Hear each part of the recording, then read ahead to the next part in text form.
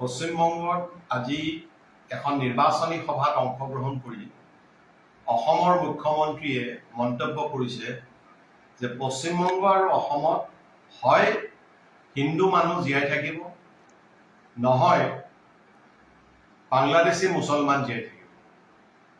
অত্যন্ত প্ৰৰোচনামূলক মন্তব্য তেওঁ কৰিছে কোচবিহাৰ দক্ষিণ সমষ্টিৰ এখন নিৰ্বাচনী সভাত।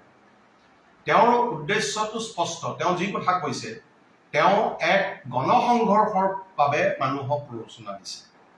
গতিকে মই ন্যায়ালয়ৰ দৃষ্টি আকৰ্ষণ কৰিছোঁ বিষয়টোৰ প্ৰতি, কাৰণ ইতিমধ্যে তেওঁ যিবোৰ অত্যন্ত সাম্প্ৰদায়িক মন্তব্য কৰি আছিল এই সম্পৰ্কে CPI আৰু CPIM দলৰ পৰা উচ্চতম ন্যায়ালয়ত গোচৰ ধৰা হৈছিল আৰু উচ্চতম ন্যায়ালয়ে এই গোচৰ উচ্চ ন্যায়ালয়ত গুৱাহাটী উচ্চ ন্যায়ালয়ত তৰিবলৈ পৰামৰ্শ দিছে।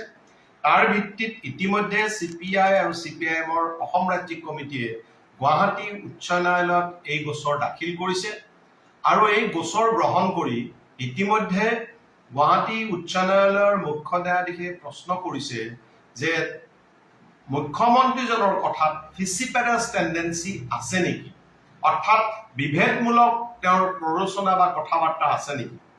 এই এতিয়া যি মন্তব্য তেওঁ কৰিছে তাৰ দ্বাৰা স্পষ্টভাৱে তেওঁ মানুহক ভাগ ভাগ কৰি তাৰ ৰাজনৈতিক মুনাফা লুটিব বিচাৰিছে আৰু এই ৰাজনৈতিক মুনাফাৰ কাৰণে প্ৰয়োজন হলে সংঘৰ্ষৰ ফালে ঠেলি দিবলৈও তেওঁ সম্পূৰ্ণ প্ৰৰোচনা দিছে।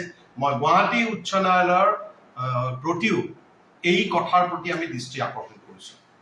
এই একেজন মুখ্যমন্ত্ৰী কিমান তেওঁলোকে আচলতে ভেকু ভাওনা কৰি আছে বিদেশী নাগৰিকৰ প্ৰশ্নটো সম্পৰ্কত। এই মুখ্যমন্ত্ৰীজনে কালি ABP লাইভত দিয়া এটা সাক্ষাৎকাৰত কৈছে যে আমি এতিয়া বাংলাদেশ আৰু ভাৰতবৰ্ষৰ সীমান্তৰ আন্ধাৰৰ সুযোগ লৈ বিদেশী এতিয়া আমি পুছবেক কৰি আছো। অসমৰ পৰা হেনো বাংলাদেশীসকলক ধৰি নিছে বৰ্ডাৰলৈ, বৰ্ডাৰ চিকিউৰিটি ফৰ্চে তেওঁলোকক কেইদিনমান লৈ ফুৰিছে আৰু য'তেই খালী ঠাই পাইছে য'ত বাংলাদেশৰ চিকিউৰিটি গাৰ্ডত নাই তেনেকুৱা জাগাৰে হেনো তেওঁলোকক গতা মাৰি দিছে, পুছবেক কৰিছে। তেওঁ যিটো শব্দ ব্যৱহাৰ কৰিছে গল্টি মাৰি দিছে। তেতিয়া সাংবাদিকগৰাকীয়ে যেতিয়া প্ৰশ্ন কৰিলে আপোনালোকে যদি তেনেকে ঠেলি পঠাব পাৰে তেতিয়াহ'লে মানুহ সোমাই আহিব পাৰে, তেওঁ স্বীকাৰ কৰিছে হয় সোমাই আহিব পাৰে, পশ্চিমবংগদি সোমায়ো আছে। তেনেহ'লে এই গোটেই ভেকু ভাওনাটোৰ অৰ্থটো কি? তেওঁ কৈছে যে আমি এই যে বৰ্তমান বাংলাদেশী যিসকলক আমি চিনাক্তকৰণ কৰি আছো এইটো গোপনে ৰাখিছো। কিয়? কাৰণ উচ্চতম ন্যায়ালয়ৰ এটা ৰায় যিটোৰ তেওঁ প্ৰতি তেওঁ ব্যৱহাৰ কৰিছে সেই ৰায়ত হেনো কোৱা হৈছে যে 1950 চনৰ যিখন আইন এইখন আইন ব্যৱহাৰ কৰি এতিয়া পুছবেক কৰিব পাৰি। উচ্চতম ন্যায়ালয়ে যিটো ৰায় দিছে সেই ৰায়টো হৈছে 2024 চনৰ 17 অক্টোবৰ। এই ৰায়ৰ মাজেৰে উচ্চতম ন্যায়ালয়ে স্পষ্টভাৱে কৈছে যে অসমত বিদেশী চিনাক্তকৰণৰ সময়সীমা একমাত্ৰ 1971 চনৰ 25 মাৰ্চ, যিটোৰ কাৰণে CPM দলে নিজৰ অৱস্থান গ্ৰহণ কৰি অসম আন্দোলনৰ সময়ত 50 জন শ্বহীদক তেওঁলোকে ত্যাগ স্বীকাৰ কৰিব লগা হৈছিল। এই ৰায়টোত উচ্চতম ন্যায়ালয়ে যিটো কথা কৈছে যে অন্যান্য আইনৰ লগতে 1950 চনৰ যিখন ইমিগ্ৰেশ্যন এক্সপালছন ফ্ৰম আছাম এক্ট 1950 এইখনো প্ৰযোজ্য হ'ব, কিন্তু তাৰ লগে লগে কৈছে যে তাৰ ৰূপায়ণ কোনে কৰিব। এই ক্ষেত্ৰত প্ৰশাসন বা কৰ্তৃপক্ষৰ খেয়ালখুচিৰ ওপৰত কোৰ্টে এৰি দিয়া নাই।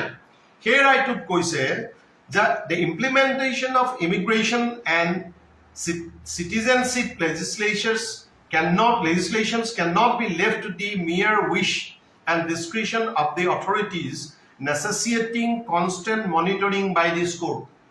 এই যিটো ৰায় এই ৰায়টোৰ আপোনাৰ 391 দফাত এই কথা কোৱা হৈছে। আকৌ 392 দফাটোত কৈছে for this purpose let this matter be placed before the Honorable Chief Justice of India for constituting a bench to monitor the implementation of the directions herein above. অৰ্থাৎ উচ্চতম ন্যায়ালয়ে যিটো ৰায় দিছে এইটো যাতে সঠিকভাৱে ৰূপায়ণ হয় তাৰ কাৰণে এখন মনিটৰিং বেঞ্চ কৰিব লাগিব। উচ্চতম ন্যায়ালয়ৰ এখন বেঞ্চ আপোনালোকে কৰিব লাগিব। তাৰ কাৰণে চিফ জাষ্টিছৰ অফ ইণ্ডিয়াৰ সন্মুখত এইটো উপস্থাপন কৰিব লাগিব। এইবিলাক একোৱেই হোৱা নাই, কিন্তু কৈছে আমি আইনখন ৰূপায়ণ কৰিছো। তেনেহ'লে আমাৰ প্ৰশ্ন হ'ল যে যি ডিএম সকলে ডিষ্ট্ৰিক্ট মেজিষ্ট্ৰেট সকলে এইখন আইনৰ অধীনত বিদেশী চিনাক্তকৰণ কৰি বহিষ্কৰণৰ অৰ্ডাৰ দিব পাৰে বুলি মুখ্যমন্ত্ৰীয়ে কৈছে, এই আইনমতে কোনখন জিলাত কিমানজন বিদেশী চিনাক্তকৰণ কৰা হ'ল তাৰ তথ্য মুখ্যমন্ত্ৰী দিব পাৰিবনে? কিমানজন মানুহক এই আইনৰ অধীনত পুছবেক কৰা হ'ল? তেওঁ কৈছে এইবিলাক গোপন কথা। কি গোপন কথা? অসমৰ বিদেশী নাগৰিকৰ সমস্যাটো আজি সৃষ্টি হোৱা নাই, দীৰ্ঘদিন ধৰি তাৰ কাৰণে আইন সৃষ্টি হৈছে, তাৰ কাৰণে ট্ৰিবিউনেল সৃষ্টি হৈছে, তাৰ কাৰণে বহু ব্যৱস্থা উচ্চতম ন্যায়ালয়ে গ্ৰহণ কৰিব লগা হৈছে। তেনেহ'লে এইবিলাকত কোনো গোপন কথা নাই। তেওঁ যিটো কৈছে এটা ৰহস্যৰ কাহিনীৰ তেওঁ আৰম্ভ কৰিব বিচাৰিছে। কোনো ৰহস্য কাহিনী ইয়াত নাই। আচল কথাটো হ'ল যে তেওঁ আগৰে পৰাই মিছা কথা কৈ আছে। আমি আগতে উল্লেখ কৰিছিলোঁ, এই যে পুছবেক কৰাৰ কথা কৈ আছে প্ৰতিদিনে, এইবিলাক দুনিয়াৰ গল্প। এই কাম তেওঁলোকে কৰিব নোৱাৰে, তেওঁ ভালকে জানে। কিন্তু মানুহৰ ভাৱাবেগক ব্যৱহাৰ কৰি পেলাই তেওঁলোকে এই কাম কৰাৰ কাৰণে তেওঁলোকে চেষ্টা কৰি আছে। গতিকে আমি দেখিছো যে তেওঁ আৰু এটা কথা কৈছে যে অসমত 17 লাখ NRCৰ মাজেৰে প্ৰাইমা ফেচি প্ৰাথমিকভাৱে বিদেশী চিনাক্তকৰণ হৈছে। আমি কওঁ সম্পূৰ্ণ ভ্ৰান্ত। 1 নম্বৰ হ'ল 17 লাখ নহয়, 19 লাখ মানুহৰ নাম NRC চূড়ান্ত তালিকাত ঠাই পোৱা নাই। কিন্তু তেওঁলোকক বিদেশী বুলি কোনে ক'লে?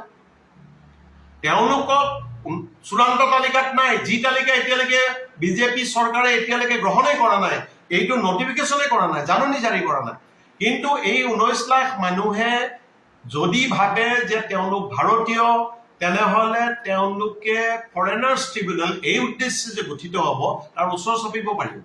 যিখন আইনৰ অধীনত NRC কৰা হৈছে, যি ৰুলছৰ অধীনত NRC কৰা হৈছে, তাতেই কোৱা হৈছে যে যিবিলাকৰ নাম চূড়ান্ত তালিকাত নাথাকিব, তেওঁলোকৰ দাবী আৰু আপত্তি থাকিলে তেওঁলোকে ফৰেনাৰ্ছ ট্ৰিবিউনেল এই উদ্দেশ্যে যিবিলাক গঠিত হ'ব এইবিলাকৰ ওচৰ চাপিব পাৰিব। এইবিলাক একোৱেই হোৱা নাই। কিন্তু তেওঁ কৈছে 19 লাখ মানুহৰ নাম বাদ পৰিল। তেনেহ'লে তেওঁ আগতে এই কথা কৈছিল, কি কৈছিল? যে এইখন NRC তালিকা আমি গ্ৰহণ নকৰোঁ, কাৰণ বেছিভাগ হিন্দু মানুহৰ নাম বাদ পৰিছে। বিভিন্ন তথ্যত এইটো কথাও প্ৰকাশ পাইছে, বহুজনে কৈছে যে 19 লাখৰ 12 লাখতকৈ অধিক হ'ব হিন্দু, বাংলাভাষী হিন্দু মানুহ। তেনেহ'লে এইখিনি মানুহক তেওঁ বিদেশী বুলি ক'বলৈ সাহস কৰিছেনে? ক'ব পাৰিবনে তেওঁ? তেওঁ কিন্তু এইবিলাক কথালৈ যোৱা নাই, কিন্তু মুখতে যি ওলাইছে তাকেই কৈ আছে। গতিকে এইখন চৰকাৰে বিদেশী নাগৰিকৰ ক্ষেত্ৰত যিটো তেওঁলোকে কৈ আছে, এইটো হৈছে ভেকো ভাওনাত বাদ দি একো নহয়। সমগ্ৰ অসমৰ নিৰ্বাচনত অমিত শ্বাহে গল ফুলাই ফুলাই কৈ গ'ল যে 5 বছৰ দিয়ক, আমি বিদেশী খেদিম। কেনেকে খেদিব? বৰ্ডাৰলৈ বোলে অন্ধকাৰত লৈ যাব মানুহবিলাক। এইটোৱে যদি হিমন্ত বিশ্ব শৰ্মাৰ কথাখিনিয়ে যদি অমিত শ্বাহৰ কথা হয়, তেনেহ'লে বৰ্ডাৰৰ বোলে মনে মনে লৈ যাব। আমি বিশ্বৰ ওচৰত লজ্জানত নহ'মনে? যে বিদেশী কেনেকে খেদিলো আমি ৰাতিৰ অন্ধকাৰত, আকৌ ঠেলি থৈ আহিলো, তেওঁলোকক ঘূৰিও বোলে আহিছে। গতিকে এই ভেকো ভাওনা আপোনালোকে বন্ধ কৰক। বিদেশী চিনাক্তকৰণৰ কাৰণে যি প্ৰক্ৰিয়া, আইনী প্ৰক্ৰিয়া, এইটো সঠিকভাৱে নিয়ক। তাৰ কাৰণে প্ৰাথমিক কথা হ'ল NRCখন আপোনালোকে চূড়ান্ত কৰক। এইবিলাক একোৱেই কৰা নাই তেওঁলোকে। NRC কৰাৰ পাছত যি প্ৰক্ৰিয়া মানুহে সুযোগ পাব লাগে, তাৰ ইতিমধ্যে কোনো ব্যৱস্থা কৰা নাই। গতিকে তেওঁলোকৰ লক্ষ্যটো স্পষ্ট। কি লক্ষ্য স্পষ্ট? নিৰ্বাচনৰ সময়ত সাম্প্ৰদায়িক কথা কৈ মানুহৰ ভোট কেইটা ল'ব লাগে। পশ্চিমবংগত পশ্চিমবংগৰ নিৰ্বাচনত যিহেতু এই নিৰ্বাচনত তৃণমূল কংগ্ৰেছৰ বিৰুদ্ধে মানুহৰ ক্ষোভ সৃষ্টি হৈছে, এই ক্ষোভ যাতে CPM বা বাওঁপন্থীসকলৰ পক্ষে নাযায়, তাৰ কাৰণে সাম্প্ৰদায়িক উত্তেজনা সৃষ্টি কৰাৰ কাৰণে বিজেপি উঠি পৰি লাগিছে। প্ৰধানমন্ত্ৰীৰ পৰা আৰম্ভ কৰি গৃহমন্ত্ৰী আৰু অসমৰ মুখ্যমন্ত্ৰীৰ নিচিনা যিবিলাক তেওঁলোকৰ সাংগ পাংগ আছে, সকলোকে ব্যৱহাৰ কৰিছে। আৰু অসমৰ মুখ্যমন্ত্ৰীৰ উদ্দেশ্য হ'ল কেনেকে তেওঁ নিজকে বিজেপি নেতৃত্বৰ ওচৰত আৰু আস্থাভাজন কৰিব পাৰে। কাৰণ অসমৰ নিৰ্বাচনৰ সময়তে এইটো স্পষ্ট হৈ গৈছে যে বিজেপি নেতৃত্বৰ এটা ডাঙৰ অংশই তেওঁক এতিয়া নেতৃত্বত থকাটো নিবিচাৰে, যাৰ কাৰণে তেওঁৰ নিৰ্বাচনৰ শেষৰ ফালে কথাবিলাকৰ মাজত সম্পূৰ্ণ অস্থিৰতা প্ৰকাশ পাইছিল।